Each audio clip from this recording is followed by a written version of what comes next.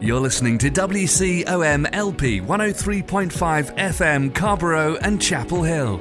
It's a Tuesday, it's 5 o'clock, and that only means one thing. It's time for another round of Snarky Faith with your host, Stuart Deloney. This is a space where we irreverently wrestle through life, culture, and spirituality, all with our heads in the clouds, our tongues in our cheeks, our hearts in our sleeves, and our feet on the ground. At Snarky Faith, the questions or even the answers are never the point. It's all about the conversation. So here's your host, Stuart Deloney. Well, good afternoon and welcome to another round of Snarky Faith Radio. I'm your host, Stuart Deloney. I'm so excited to be here today. But guess what, guys? You're going to have to buckle up. We've got no time in this show. No time for intros. No time for chit-chat. Christian crazy in the news. None of that this week. I'm sitting down in an interview. Well, we're going to have an interesting interview about Liberty University. Yes. We talk about it all the time on the show. So, it's going to be a fun one, and it ain't going to be positive. So, you know what? Buckle up, because here we go, starting right now. Lucas Wilson is a former student from Liberty University. He's also got an MA from McMaster's, and MTS from Vanderbilt. He's currently a PhD candidate in comparative studies at Florida Atlantic University, and he's also an adjunct professor. But going back to that thing about being a former student at Liberty, Lucas is also one of 33 plaintiffs that is suing the U.S. Department of Education in a class action lawsuit that centers on the questions of whether or not religious colleges and universities, especially evangelical ones, should receive federal funds while actively discriminating against their LGBTQ plus students. So welcome, Lucas. Welcome. Thank you so much for having me. I appreciate it. So, Lucas, you attended Liberty a while back. So you were like 2008 to 2012? Guilty as charged, yes. So it's been years since this has happened. So what led you to step in and be part of this class action lawsuit? Yeah, so the class action lawsuit actually, as of recent, has changed. There are now 40 of us who are plaintiffs. I am one of them, obviously. As for the class action lawsuit, what brought me to it was at first Facebook. Someone on Facebook, I'm in a bunch of these evangelical and deconstruction Facebook groups, and one of them, there was this guy. He came on and he said, "Hey, does anyone know anyone who was discriminated against while attending an evangelical university or college for their sexual orientation or gender identity or expression?" And someone tagged me and said, "Luke Wilson, like, you're the guy who talks about this." And I replied, and this guy turned out to be a lawyer. His name is Paul Southwick. He's the one who's leading the lawsuit. He's the director of the Religious Exemption Accountability Project. It's called REAP. And this organization, what they're doing is, like you said, we're suing the U.S. Department of Education, saying, hey, if you want to discriminate against queer students, you can do that. We're not saying you should do that, but you can. Just do it on your own dime and not on the taxpayers' dime. And so it was started off with Facebook. Paul, again, just a phenomenal human being. He also went through conversion therapy. He went through conversion therapy at George Fox University in Oregon. And he is leading the charge. And we're looking for a big W here. We're looking for a win. Now, talking about someone that was, let's start in the beginning with you. Because I want to even get behind what leads a kid to go to Liberty University, especially one that is struggling with their sexuality. What was your, like, at that time, like, what does childhood look like for you? Like, what was your church background? What was your indoctrination that you were raised under? The crazy thing is that I wasn't actually raised in a Christian home. My mom, when we were little, up until about grade 2, would take us on and off to church. She was haunted by her Baptist demons, still is, but we certainly weren't a Christian family. By the time I was in church, and which was grade 9 onwards, which is when I became a Christian. My family was not considered by the church families a Christian family. Like, I wasn't, going home and talking about God. I wasn't praying with my parents or anything like that. My dad was agnostic. My mom, again, tortured by her religious upbringing. And as a result, we weren't a religious family. I'm the youngest of 5. And I was the only one who was going to church at that point. I was the only one, I suppose, who at that point was interested in questions of faith or religion.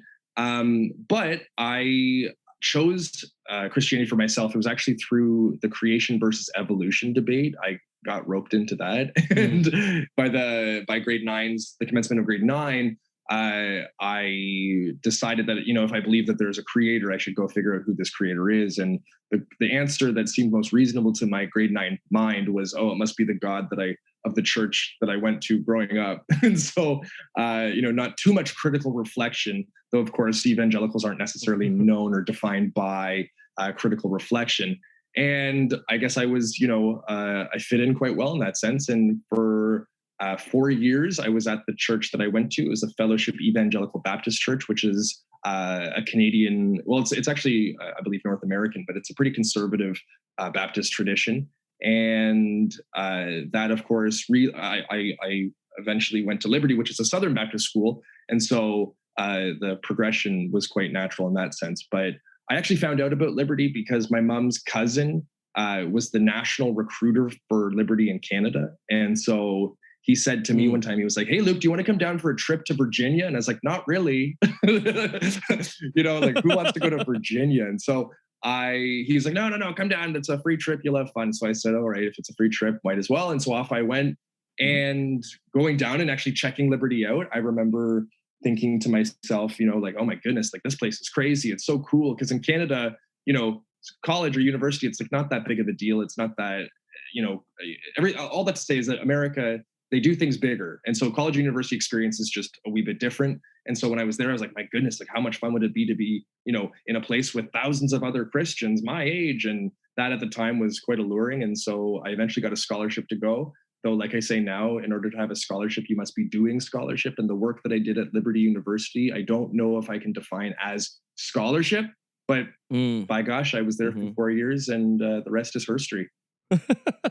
Now, okay. So you got to unpack that at least a little bit. This idea of what scholarship is like there, because this has been like one of my morbid fascinations with Liberty. I had a friend that went back to school because Liberty also collects a lot of people that started college but didn't finish, and they collect you through. Hey, we'll help you finish this. For just sign on the dotted line. And it was a friend of mine that I was like, oh, don't do it. Don't go there. Don't do this. But then he became the person where I'd ask him, oh, you're taking a class on creationism. Tell me, how does Liberty describe this? And he would tell me these crazy things to where it's like, oh, when the Lord created it, he created the earth already old. Like he created the trees already this old. And I was like, oh, really? That's some awesome mental gymnastics that you're going through here to explain stuff. So yes, tell us. This is like, and he's the person I've had to pull it out of over time. So I have a feeling I'm not going to have to pull that out of you. So give us a flavor for the like air quote scholarship. Well, I love that. I love even that, the idea that like God created the earth already old, or the trees already old. It's like, yeah, that's what the Bible says, doesn't it? Nope. Like, where are you getting this from? Like, enough. But I digress. Yeah. No, the quality of education I received at Liberty was like wildly disappointing. I'll fast forward for a second, then I'll rewind. When I got to grad school, I eventually went to McMaster, school here in Ontario, in Hamilton, Ontario.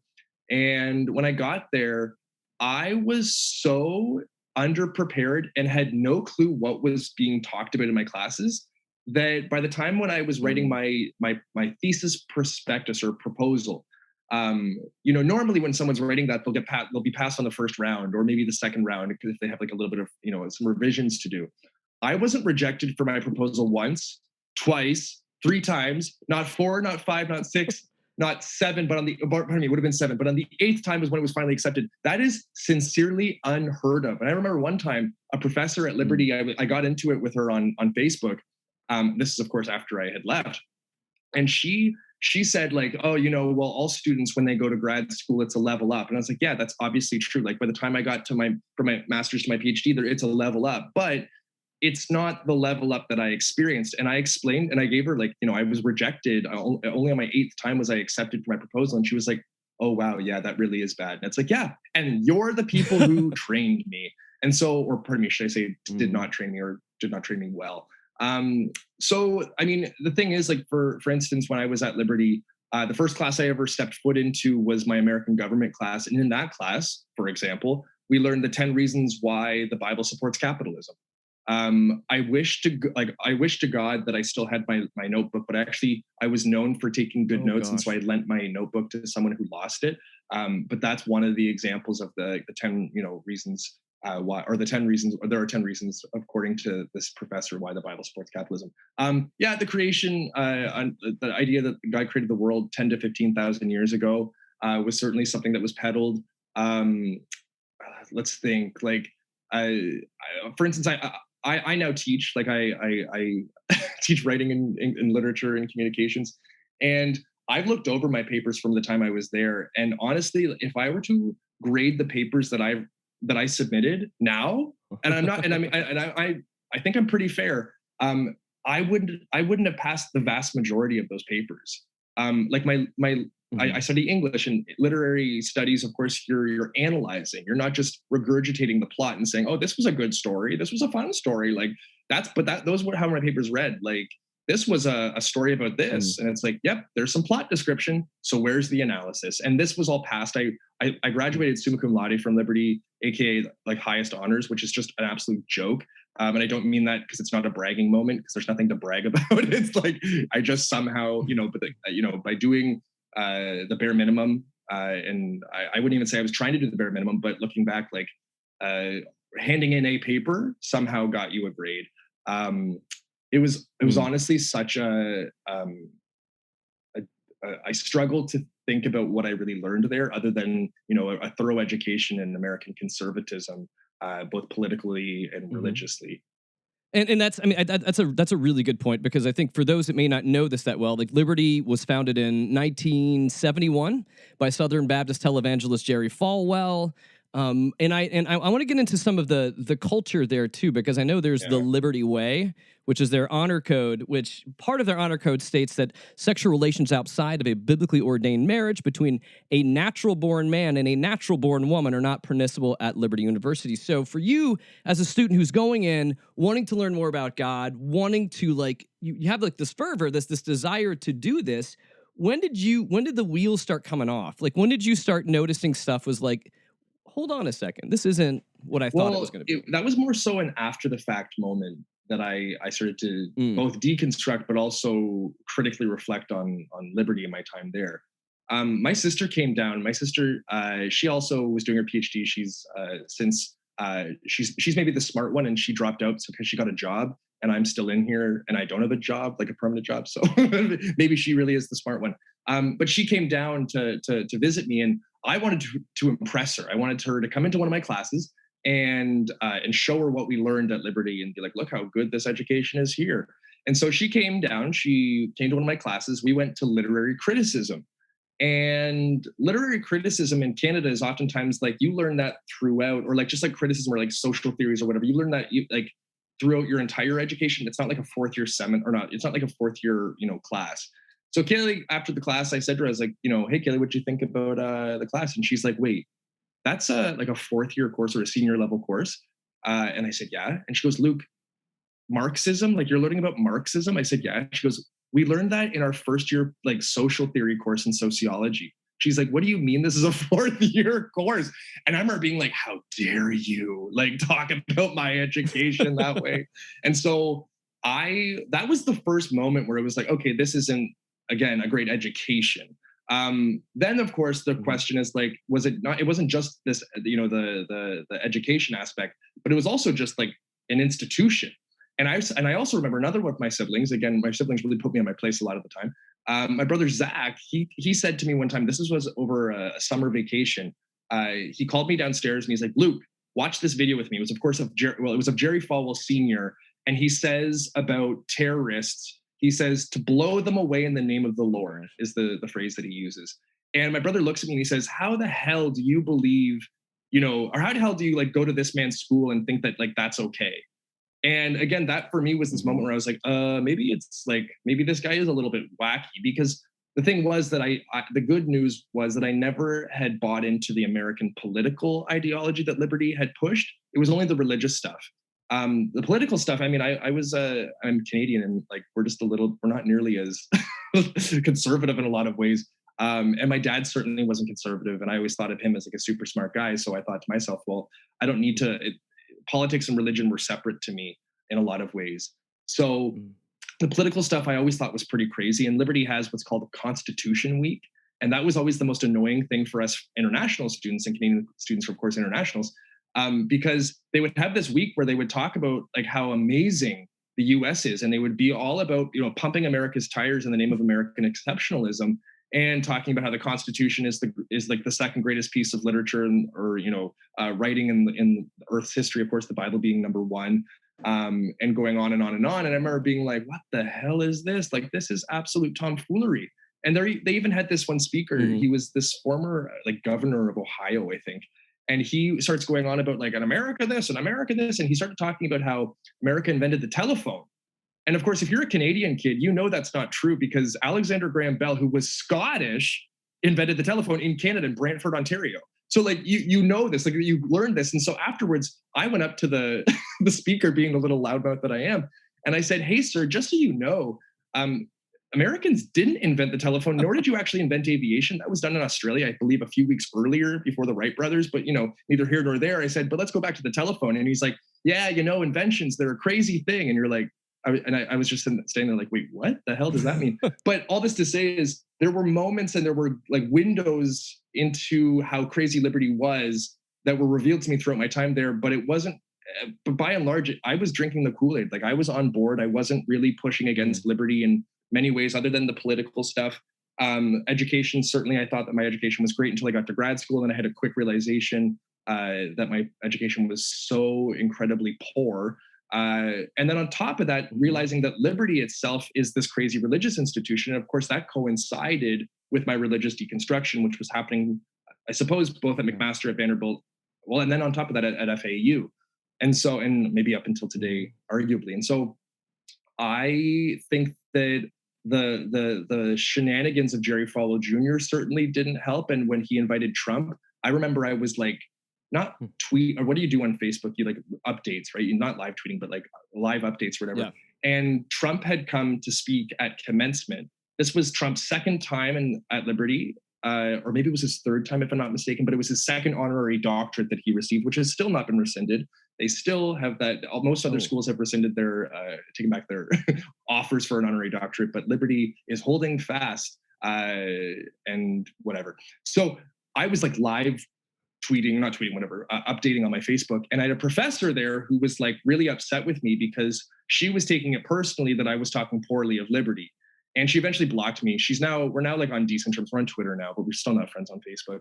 That's something I'll have to rectify later. But I was going on about, again, like how wild of an institution Liberty is. And again, like how the world just does not respect Liberty for like a multitude of reasons. But again, that was at a time when I was really breaking down how poor my education was. And I was, of course, responding to it in part through these messages or through these updates on Facebook.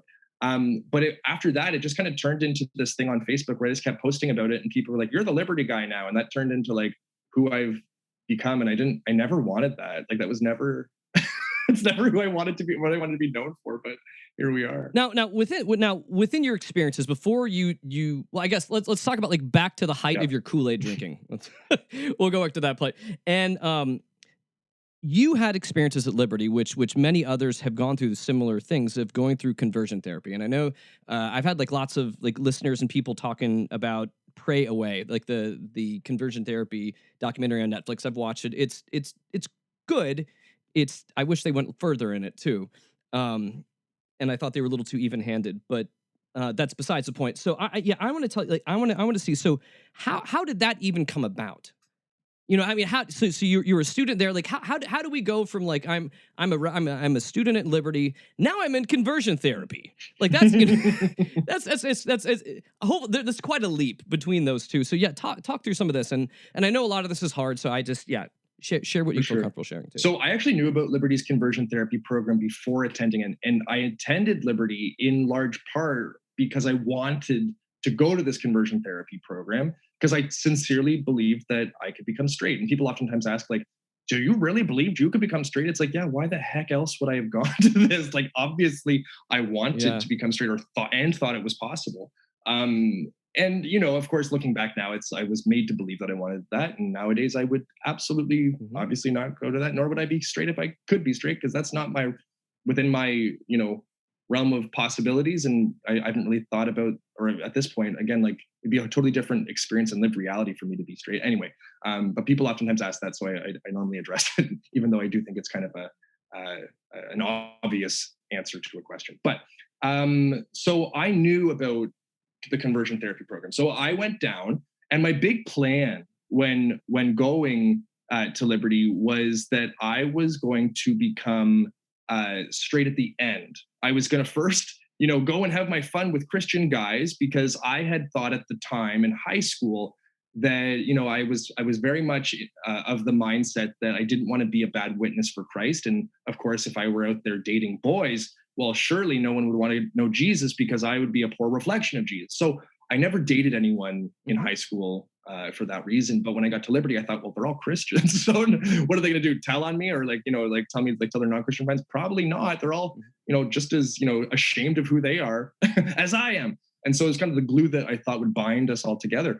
And it certainly did in some sense. I was about 2 weeks into school. Liberty at the time, the sort of a student, what do you call it? The student leadership model at Liberty was that every dormitory had, and every dormitory was, of course, single sex.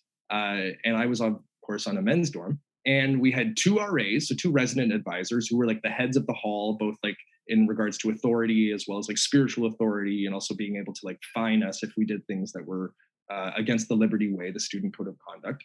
Under them, they had spiritual life directors. So they were, again, like doing a lot of spiritual stuff, I suppose, and praying for people. And under them, there were prayer leaders who, of course, were praying for the rest of us plebeians.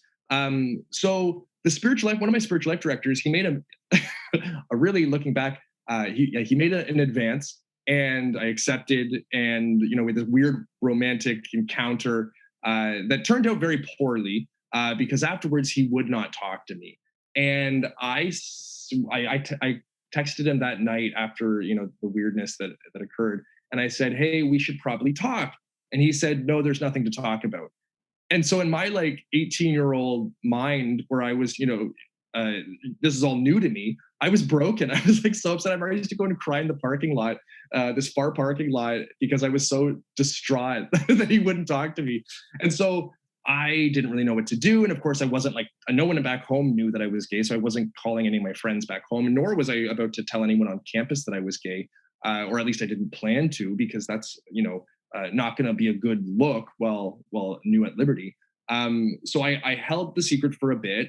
Eventually I had a friend who I did tell, because what happened was I used to be able to have friends come over to my work. And so I worked at the switchboard, and, anyone who called Liberty, it was me, so I just waited for phone calls. And every Sunday that I worked, no one was really calling. So I just had my friends over, and we'd just do work and whatever. So one time, Michael, my friend, he came over, and he said, and we were talking, and he knew that something was wrong. He knew that there was an issue. And I said to him, I said, I don't want to tell you what's wrong, but I did write a poem about it. Would you like to listen to my poem? And he's like, sure. So the poem was titled, you ever notice how cold it gets in the fall? Like just a horribly like angsty, like my 18-year-old poem, or poem written by an 18-year-old. And so read the poem, Michael guessed it. He knew, he's like, I think I know what this poem's about. I was like, oh shoot, that wasn't the point. I didn't actually want you to know.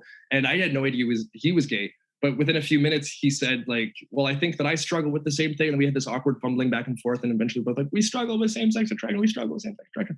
And so he knew, but, other than Michael, no one knew. So I knew that I wasn't about to like load all this onto Michael and make him like my main or sole interlocutor. So I decided that I was going to fast track my plan about dating Christian boys. And obviously that didn't work out so well. So I thought, well, I might as well get down to business and go to this conversion therapist. His name was and is Dane Emmerich. He just retired recently. But Dane Emmerich was the one responsible for the program, both the individual conversion therapy program, as well as the group conversion therapy program, as well as the group for men struggling with pornography addictions, which I love the idea of like a pornography addiction. Like vast majority of these guys look at porn once a month and they're like, I'm addicted. But I digress. No, so that was the beginning of my time in conversion therapy at Liberty. Now, how did that, like, now you looking back at this in retrospect, going like now, you were in the midst of it. It all made sense. You trusted people in leadership. You trusted people that were supposedly there to help you. And you talk about this road about eventually kind of deconstructing this, or kind of going like back through this, going back through, oh gosh, oh, this was, oh, as you kind of, go through that whole memory reel of things, when you begin to look back, where was like, and I want to say this, I feel like systems like these are very sick.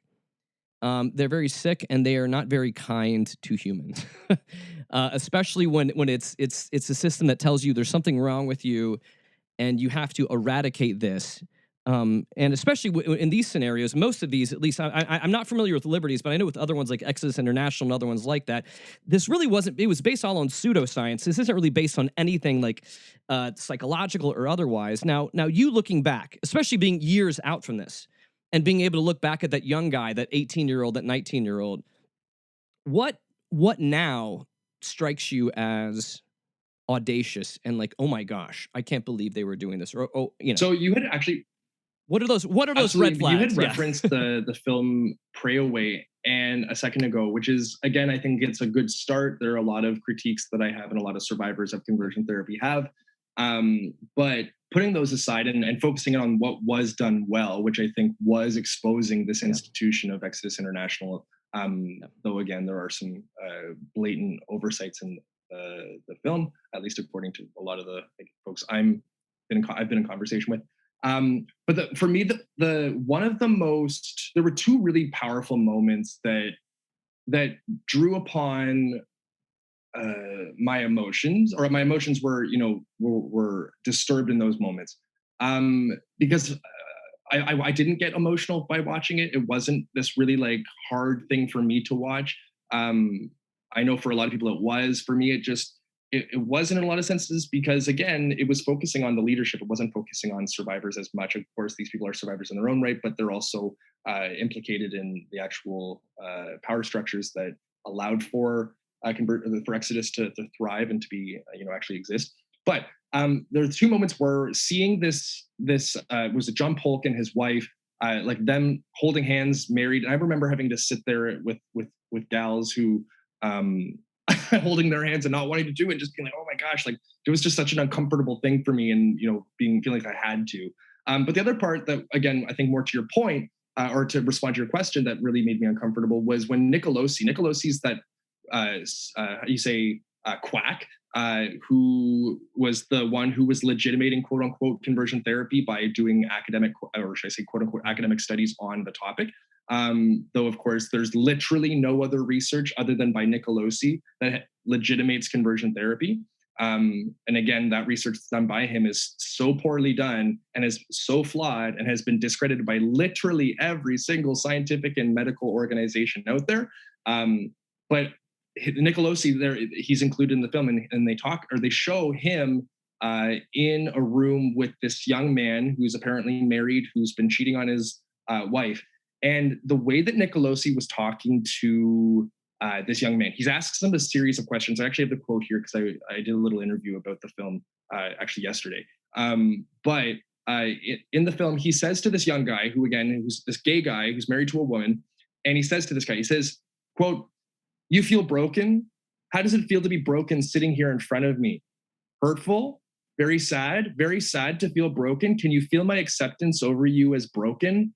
What does it feel like? Feels good." He's talking about his acceptance, end quote. And then the kid says, or the guy, he looks quite young, but he's, I guess, a married man. He says, "I feel like a bad person." But this whole, you feel broken. How does it feel to sit here in front of me? This like manly figure, being broken. Does it hurt you? Is it sad? Like this, like these obviously very leading questions. That was something that, to be honest, until I saw that, because when I actually did hear, Nicolosi saying this, it just revived so much of the way that my conversion therapist talked to me that I suppose at this point had blocked out. And so seeing that, it reanimated what had happened in those rooms, and hearing these questions, these leading, guiding questions, really pushing for, hey, you should feel disgusting about yourself, right? You're a broken person. You're not complete. You need to know what it means to be a full man, because right now you're not a complete man. You're not like aligning yourself with the capital M masculine, right?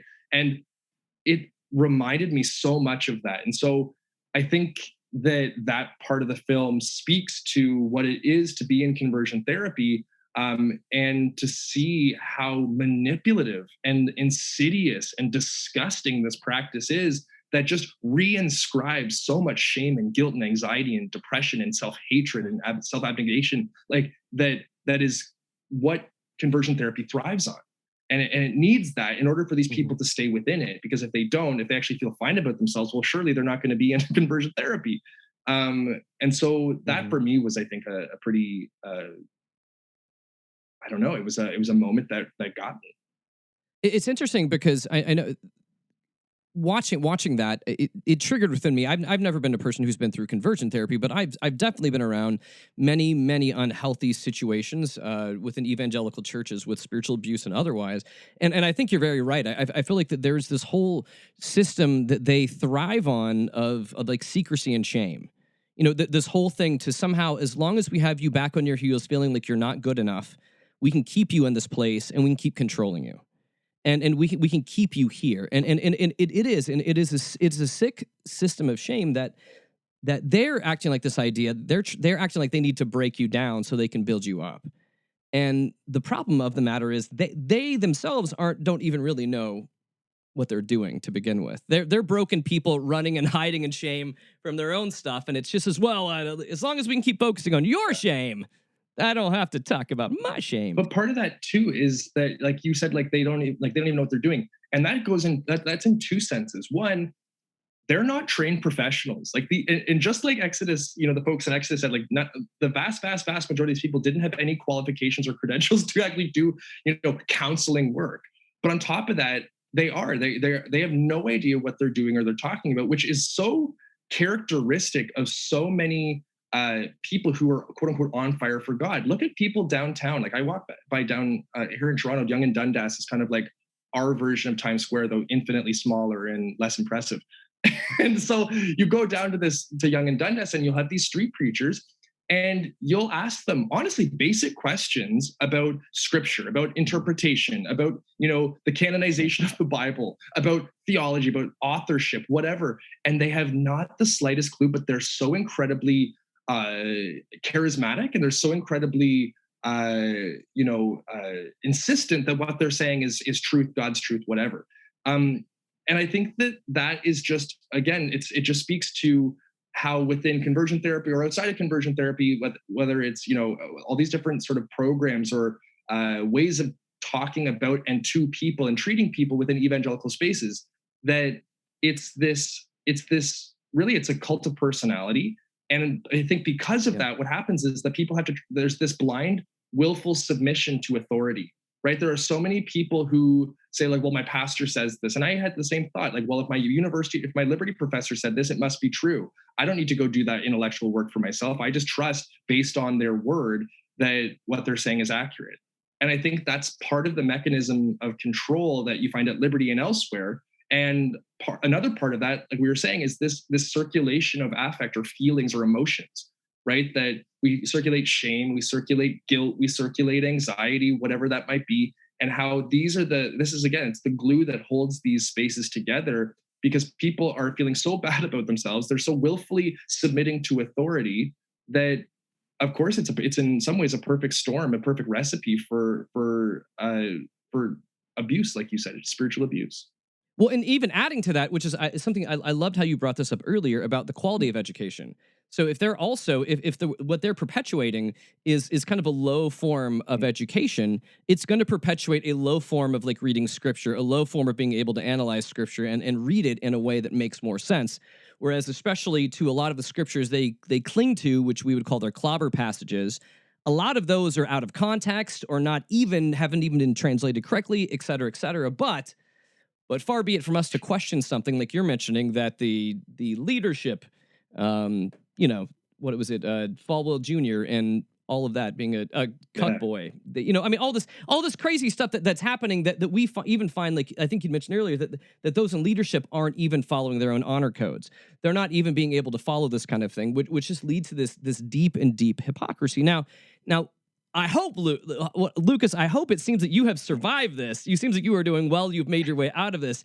Now you had mentioned too that deconstruction started partially educationally as you got out, started saying like, what, like, where did you start being able to kind of unpack some of that conversion therapy stuff? When did you be able to start seeing yourself differently? Like, oh, I'm able to deconstruct some of this BS and see that, oh, God does love me and I'm okay the way I am. Like, how was your road out? What was your exodus? Okay. For me, it started in grad school. I'm one of my office mates.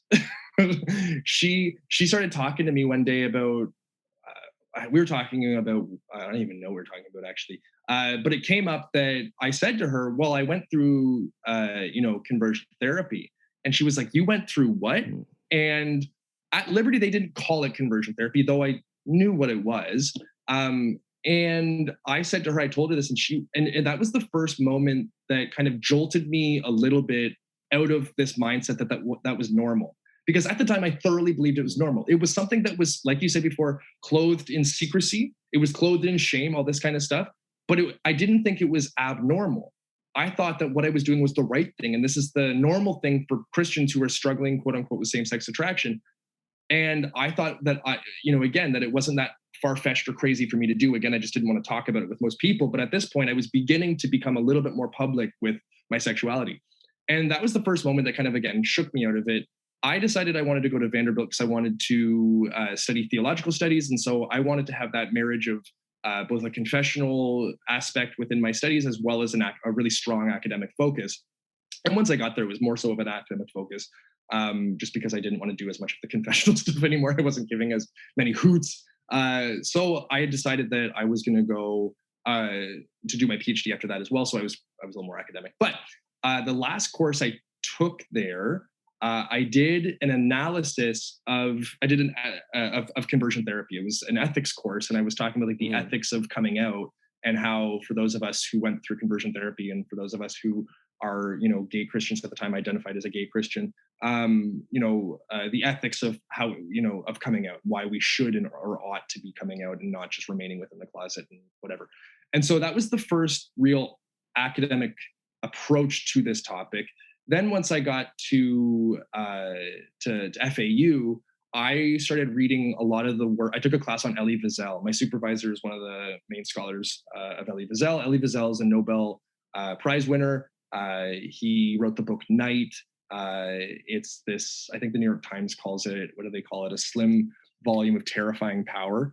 It's actually right here. I just so happen to have it here. But Elie Wiesel, in his writings, not just in Night, but he certainly, this is true for the text, but in his other works as well, he has this unrelenting insistence that God should be held accountable, that God should offer some sort of response, bare minimum, a response, that it's incumbent upon God to respond. And he even wrote this New York Times, I believe it was a New York Times article, where he says, essentially, he's like, he's a concentration camp survivor. He went into the camps when he was young. He lost his entire family. His dad was with him in the camps until later on. And then his dad died, but his other family members were all murdered before that.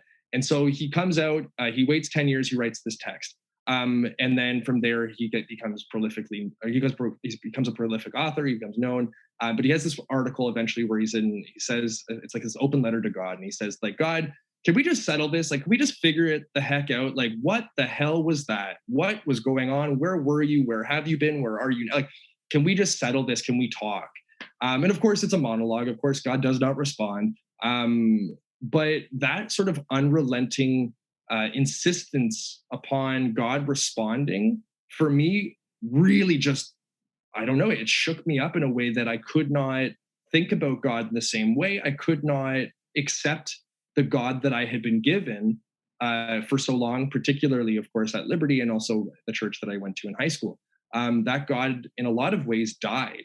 Not to say that I don't believe in God or I didn't believe in God after that, because I did and do believe in God.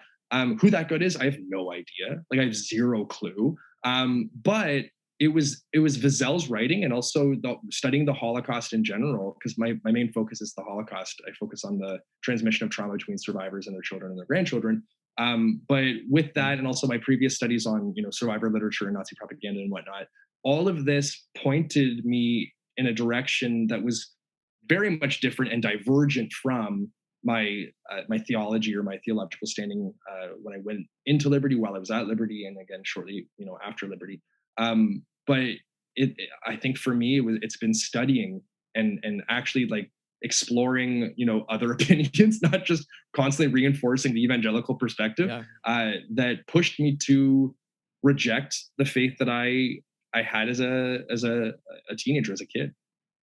Now, what's interesting for you, because I've part of my career, I've worked in youth ministry and worked for nonprofits, and one of the things that always broke my heart over time was being able to see how parents responded to kids coming out, and a lot of the times to where parents would just utterly reject children, and when I know that there's what is it, LGBTQ youth, they I think they're what is it, double the they have 2 times higher chance of being able to be suicidal than kids who are not. And your story is kind of backwards. Like, it's interesting, like thinking about this, like for someone that would go to Liberty, like I've been around so many people's stories trying to come out with their evangelical parents.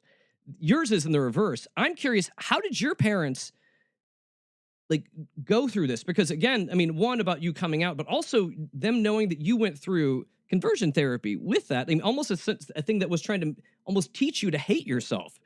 And you had parents that were agnostic, or one that, that, and so I'm just curious, what were your parents' responses to a lot of this? So too? I wish I had my dad would have eaten this up. My dad passed away when I was 16, but he was the kind of guy who would have been like, "You're going to Jerry Falwell school." Like, he would have not been okay with it.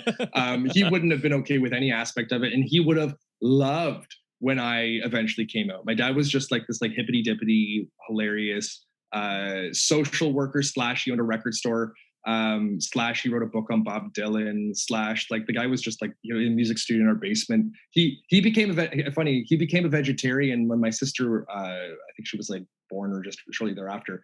And my mom had just bought a big, like, I think she bought like half a pig, and she had all these little babies, plus my dad. My dad's like, "Nah, I'm not eating meat anymore. I'm becoming a vegetarian." And so she was like, "What am I supposed to do with this?" He's like, "I don't know. You figure it out." And I now have his leather coats, because he kept his leather coats, but he never wore them. So I need to get those fixed. Anyway, putting that aside. So my dad would have been like A-okay. He would not have given a hoot, but he's yeah. You think he would have liked it. He would have liked the end result. He obviously wouldn't have liked what happened earlier. My mom, on the other hand, Cheryl, she's wild. I haven't spoken to Cheryl in like 2 years, because the moment I came out, which was 2 years before that, I got just this, like, she became very religious all of a sudden. Let's put it that way. And of course, the reason being is that religious rhetoric lends itself very well to exclusionary thinking, exclusionary practices, and exclusionary, again, excluding people. And so she had this knee-jerk reaction to me coming out. And I won't even repeat the things that she said, but I do have record of them, because I screenshotted them and sent them to my brother Quinn. And so I went through them. It was like a year ago or 2 years ago. I went like scroll. My brother and I talk a lot. All my siblings and I talk a decent amount. But I'd scrolled through and I found them. And honestly, they were like, they're vile. The things that my mom said, she was like talking about like what she imagined to be my sex life. I was like, "You don't even know if I'm having sex. Like, leave me alone." Like, telling me I was Sodom and Gomorrah. She spelled both of them incorrectly. And I was like, "Mom, like, know your audience." Just talking really, really in a base, gross way, in a way that no mother should ever speak to her child. And the best part was, because I told her, because she was going to come down to Nashville where I was living at the time. I told her though, and she freaked out. She hung up and, sent me all these awful text messages and left a lot of voicemails and whatnot. But she then outed me to my whole family, which in some sense, like, it's like, that should have been my job. I should have been able to do that. But in some ways it freed me up from having to do that. But the great part of it was that literally everyone, except for 2 homophobic cousins who I don't talk to them, and nor do I care to hear, what they think. Other than them, everyone, and I mean everyone, like, was like, "You're a nut and you're horrible." And they like completely rejected, like, they like, after that, a lot of my sister stopped talking to her, a lot of other people stopped talking to her. My aunts and uncle, at this point, none of them talked to her. Not necessarily just because of this. Obviously, there's a whole lot of underlying mental health issues for Cheryl, but it was great because it was completely backfired. She thought she was going to get all the support and like, oh, poor Cheryl, because your son's gay, but everyone's like, no, grow up. And like, what's the issue? So ultimately, it turned out quite nicely for me in that sense, where my family, other than my mom, and again, this one cousin who's married to a homophobe, really, really quite nice. I guess also my mom's cousins. I haven't talked to a lot of them since, nor do I really care to, because again, I know their opinions and I don't really care to hear them. I think we've all got those homophobic cousins that we they're adorable. That if they are, but ever you get to the point where they're like, I'm not talking to you anymore, and you're like, oh, that's a gift, thank you. Merci. You act like it's horrible. Yeah. Well, Lucas, when we're talking about this, it seems like that you have been through this and you've walked it out well. Do you have stories of friends or other people that have been through this that necessarily did not walk through this quite as well? Yeah. I mean, I certainly do my best. I don't know to the degree to which or like the efficacy of of how I've handled this. But what I would say is that I certainly, to answer your question, I certainly have a number of friends who did not handle this well. I can think of a few friends in particular who went through conversion therapy with me, whether it had been the individual, or there was the individual group, but then, the individual program as well as the group program. Some of them I knew were in the individual program. Some of them I met in the group program, which I only went to once because it was anyway, that's another story. But meeting these folks there and also knowing them from before and then seeing them in, group, of course, that clued me into these are other gay men who didn't want to be gay. I know, I can think of 1, 2, 3, 4 of them that come to my mind right off the bat. Though I'm sure if I did a little bit more thinking, I could think of a few extra, are not only married to women now. And again, these are all guys who are gay, but now have children or have children on the way. And that to me is just like horrible. It's, I couldn't imagine being married to someone who I don't want to be married to. This is the problem is that this is not uncommon. Even actually, I made a fake email to reach back out to my conversion therapist not too long ago when he was still working there at Liberty. And I asked him, I said, and I was pretending I was like a student athlete, and he was very interested in meeting with me because I was a student athlete. Oh gosh. And I said to him, like, can I become straight essentially? And he's like, yeah, I'm actually doing a wedding for one of my guys, one of the guys he's worked with, who's a church planner up in Pennsylvania or whatever. And so these guys are not exceptional in the literal sense of the word, right? Like they are not exceptions. They are the rule for people in these spaces. Of course, for me, I got the heck out. And that, of course, clues me into the reality that these guys could have gotten out as well. I think there were some qualitative differences between us, like our upbringing. I wasn't raised in the way that they were. I didn't have that constant pressure from parents, even though I knew that it wasn't going to be okay to come out to my mom. I always knew that was never going to be it was never going to be good to come out to her. I did know that I had a real strong support network outside of her, and even my siblings, I certainly knew, even though at the time I wasn't too close to them. Now we're like thick as thieves. But I think that was mostly because I was religious, and they were like, "Get out of here."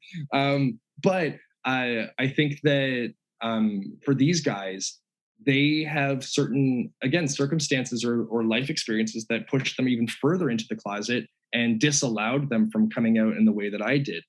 But at the end of the day, we are all agents, free agents. We all have the ability to make our own choices. And at the end of the day, this is the decision that they made. I wouldn't even say for right or for wrong. It's obviously for wrong. But those are examples of people who did not come out of this well. And I can think of, there are 2 other guys that come to mind. One guy in Alaska who was just this unbelievably funny, wonderful human. And then this other guy who I know, he lives in Virginia, I believe. I knew both of them when I was at Liberty. And both these guys, they're single and they've committed to lives of celibacy. And I'm not saying sex is everything, but it certainly is, like your sexuality and how that, is lived, how you live that out is part of what makes people, first of all, and it also makes happy people. And the idea of these guys saying, no, I'm never going to, be in a relationship with a man. It's heartbreaking. And it's like, my God, like, how are you still tied to this theology? How are you still believing that this is what God wants for you? But again, it is what they believe. And as a result, their lives are from what I can see. And when I have talked to them really, in a brief moments when I've talked to them, their lives don't look good and they don't sound good. And again, I'm not saying that their sexuality is everything, and no one's sexuality is everything. It's not the totality of what makes a human human, but it is certainly a part of it. And I feel really, really bad for these folks. Well, and especially when people are told, and I've known people that have gotten out, and I've known people that have kind of done this, what you're talking about, and kind of brainwash themselves and go back into this, but they end up being in a situation where they're like, well, this whole part of me is just evil. Like there's this whole part of me is just bad. Like it, and to go and think that part of who you are, especially if for folks at Liberty that would assume that we are created in God's image, to assume that like a large part of you is just evil and bad and needs to be cut out like rot. Yeah, you're going to live your life as a partial person. You're going to live your life just partially in these ways. And you're right, it's not sex isn't everything, but the idea of learning how to be able to love yourself and that you are created well is a very different way to live than learning to hate yourself. Which I think that those that get raised in the church learn to hate themselves a lot more. Well, you know what? And I think that's part of conversion therapy. And again, part of the church's theology of sexuality, right? So I think that oftentimes what happens is that in the beginning we're taught, it's not that first of all, we are taught that we're like horrible, like we're horrible beings in so many ways, which, really does well for someone's self-esteem. But then what will happen is oftentimes it'll be like, okay, so there'll be the separation because you're a new creation in Christ. So it's a separation of you as that new creation in Christ and your actions. And so they'll say, your actions, like let's say someone looks at porn and they feel bad about it. They feel guilty, right? So they kind of a slap on the wrist, like, okay, I'm going to do better next time. Then the next time happens and they look at porn because, well, they're, 18-year-old kids. And then they slap the wrist, guilty, feel bad. And there's a sense of guilt, which is this like one moment in time sort of feeling, or this like sensation or intensity of energy where you feel guilty. It's for that one transgression, that one action.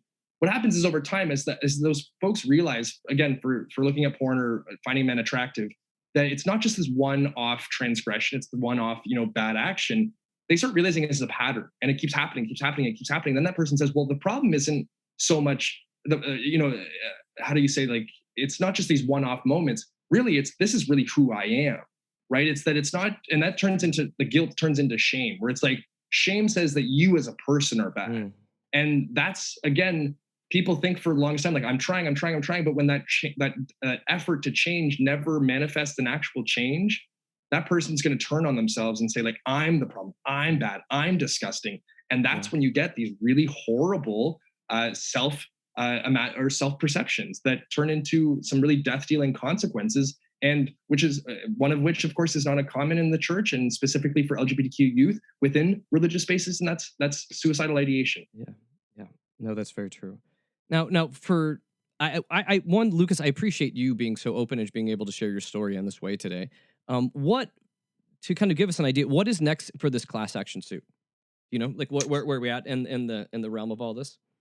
Yeah, so we're pushing forward. I believe the U.S. Department of Education has the chance to, they're trying to dismiss the case, of course, which is just sort of standard protocol in these cases, because, of course, the U.S. Department of Education has to defend itself. Like, that's, they have lawyers there for that reason, even though I feel, and I think a lot of the people who are watching this case know that they don't think it's okay the way that these schools treat their student, or treats, their queer students. But there's going to be that ability for the motion to be struck down, which I believe is happening. Let me just double check my calendar. I think it's like, if not next week, the week after, or soon thereafter. And so we're hoping that it's not struck down. We're hoping that we're successful. If we're not successful, then we go to the Court of Appeals. And then, we keep pushing this case up, and it'll probably go to the Supreme Court. It's kind of what we're expecting. But next up is, again, I believe it's the Department of Education's move. From there, how we will respond accordingly. and either go through with the case at this level or we'll go appeal and go further up in the circuit. Well, Lucas, if people want to follow you and what you're up to or this case in particular, what is a good way for them to be able to connect or follow you or keep up with what's happening? Yeah, so my Instagram is at LukeSlamDunkWilson. And my Twitter, I always forget, so I always have to look it up. Here we are. It is at Wilson_F as in Frederick W. So both of those, and also Facebook, but those Instagram and Twitter are where I'm most active. Well, I appreciate your time here and you being able to share your story fully, and I'm also excited to see, with fingers crossed, hoping that this thing moves forward in a way that we can find meaningful change in our systems, especially. Yeah. So I certainly hope so. I hope that liberty is put in its place and it begins to treat students well and like humans. It'd also be biblical, but that may be a bridge too far for them. But liberty. All right. Well, Lucas Wilson, thank you so much for being on the show today. I really appreciate you and appreciate your time. Stuart, I appreciate you. I appreciate your time, and thank you for having me. Well, much thanks to Lucas for being a part of this show for this last hour. And guess what? That's it. That's all we got today, guys. I'm serious. I know. But I promise this. Next week, we're back on schedule of going through the Sermon on the Mount. And as I do every week, I send you out with the holiest amount of grace and peace and snark. Go out into this world and live as though you are blessed, because you are. So go bless someone else. Go make a difference in someone's life, because I know you can do it. That's all I got this week. I'm out of here. Peace.